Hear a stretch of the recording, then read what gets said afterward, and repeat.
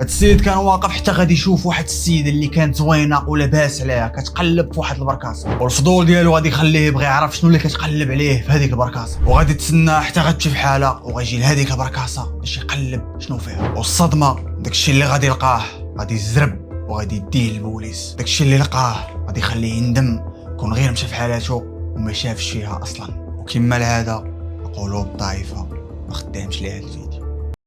السلام عليكم الخوت، شحال هادي ما درتش مقدمه، واليوم بغيت نديرها باش نسلم عليكم. وفي هاد العشر الاواخر من هاد الشهر المبارك ان شاء الله، ونتمنى من القلب الله ينور اي واحد، الناس اللي واقفين معنا والناس اللي تشجعونا والناس اللي واقفين مع هاد القناه والناس اللي كيخليو كلمه زوينه، حيت الكلمه الزوينه في وجه اخيك صدقه.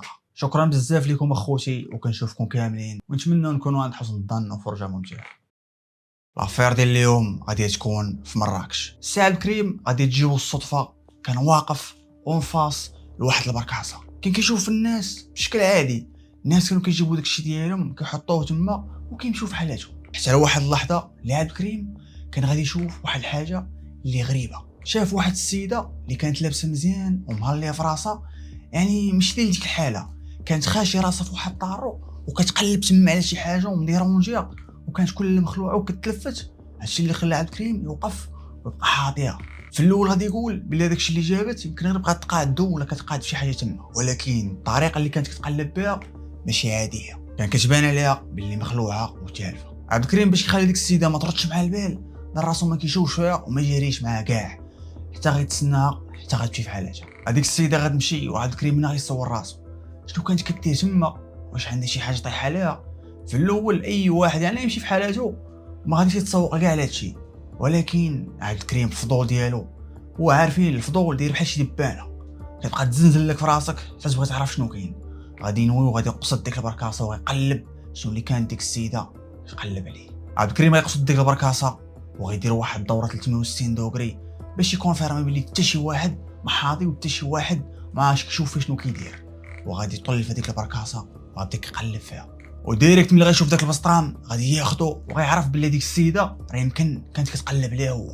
غادي يديرو في جيبو وما غيفكر جوج مرات وغيمشي نيشان للدار باش يقلبو على خاطرو ويشوف شنو كاين فيه، واش فيه فلوس، فيه شي حاجه اللي محمقه ديك السيده وكانت كتقلب عليه بديك الطريقه. ولكن غيجي في بالو واحد السؤال واحد اخر، علاش لي ديك السيده ما تكونش هي اللي رماتو تما وكانت كتقلب غير باش تاكد بلي ما بقاتش عندها شي ورقه ديالها فيه ولا شي حاجه وهربات. هادشي بطبيعه الحال غادي يخلع عبد الكريم، ولكن فات الفوت. درتي داك البسطام في جيبك وجيتي للدار كملتي الاخر. عبد الكريم غادي يحل داك البسطام وغادي يقلب فيه، ما غيلقى فيه حتى شي ريال لا فلوس لا والو. غيقلب دوك الجيوب اخرين غيلقى واحد لاكارت ناسيونال سميه ديال مولاه محمد وساكن في بولمان. غيلقى واحد الكارت كيشي وواحد التصوير اخر ديال واحد المراه. في الاول بقى كيقارن واش هي اللي كانت كتقلب، ولكن غيتاكد باللي ماشي هي. هادشي اللي لقى عبد الكريم غادي ندخلو الندامه. شكون هاد السيد؟ شنو اللي دا بسطامو تما؟ هذيك السيده علاقتها به؟ هاد الشك وهاد الافكار هادي اللي كتجيك بالزربه غتخليك بطبيعه الحال تندم. علاش غتدخل انت في هادشي كامل من الاول؟ عبد الكريم غيبقى يشوف هذاك لاكارت واللي مولاه يعني كان من المدينه ديال بولمان جابو لمراكش. هاد الاسئله كاملين ما يبقاش يبغي يحمق راسو فيها وغيقصد البوليس ويعطيهم داك الشيء ويقول لهم راه لقيتو وصافي اللي بغات تبقى. كان كيتسحاب ليه بلي الفيلم حدو هنا، ولكن الفيلم هو اللي غادي يبدا. جاب عبد الكريم هذاك البسطام وحطوا للبوليس وقال لهم بلي راه لقيتو طايح. شاف حالاته والبوليس خداو منه داكشي بحال اي واحد لقى شي حاجه ضايعه وجابها لمولاها، من بعد مولاها كيجي ياخذها. غدوز واحد الايام وهذا عبد الكريم غتجي استدعاء من البوليس باللي بغاو يسمعوا ليه بشي حاجه. في الاول ما غادي يفهم والو، يعني شنو هو داير. غادي يربط العلاقه بداك البسطام اللي لقاه وغيقول لكم غير السيد مولاه كيسول عليا ولا شي حاجه تما. ولكن ملي غادي يمشي عند البوليس وغادي يسول فيه داك الطابيط، غادي يقول لي داك البسطام واش كتعرف مولاه؟ غادي يقول لي لا راه لقيتو جبتو لكم ديريكت. غادي يقول له انت فاش خدام فين كتسكن؟ انا الشاف راه خدام سربي في واحد لوطيل والسكنه ديالي راه في سيدي يوسف. غادي يقول لي واش من بلاصه بالضبط لقيتي فيها البسطام.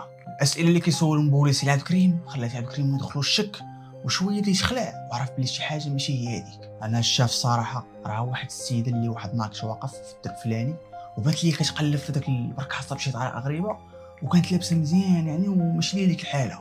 ملي مشيت كنقلب شنو واش شي حاجه تما ولقيت البسطام راني جبتو لكم ديريكت. البوليسي غيعاود يسولو، يقول لك انت في الدرب فلاني، جابك لذاك الدرب وقريب ديك البركاصه تما. غادي يقول لي بلي خاصتني شي حاجه من الحانوت، راه خديتها وصافي عيني زداتني داك الشيء وبقيت كنشوف. عبد الكريم غادي يخرج بحالو وغادي يمشي، ولكن ما كانش عارف باللي من دابا البوليس غيولوا تابعينه، حيت اللي ما كانش عارف عبد الكريم هو مول داك البسطام. غادي يلقاو البوليس مصفين عليه وشي واحد يعني ضاربو موس ميت في الطوموبيل ديالو. البوليس غيبقاو حاضرين عبد الكريم شي ايامات وغادي يتاكدوا باللي محال عنده شي علاقه مع هادشي. اولا ما كانش عارف يعني ملي داروا معاه الاستجواب شافوا باللي انيه، ما عارفش كاع واش داك السيد مات ولا لا. وهادشي اللي غادي يخلي البوليس يعاودوا يعيطوا ليه ويقولوا ليه باللي داك السيد مول داك البسطام راه ميت وراه لقيناه. هذيك السيده واش عاقل عليها مزيان؟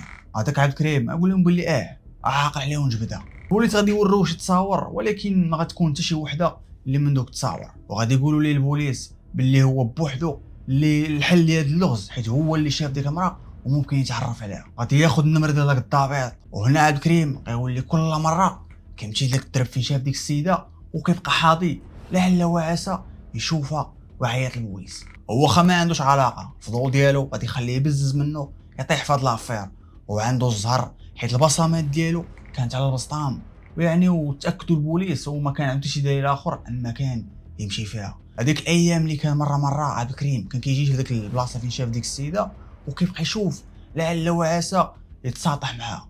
مره كان كيتبع شي جعيلات، ولكن ديما كان كيغلط.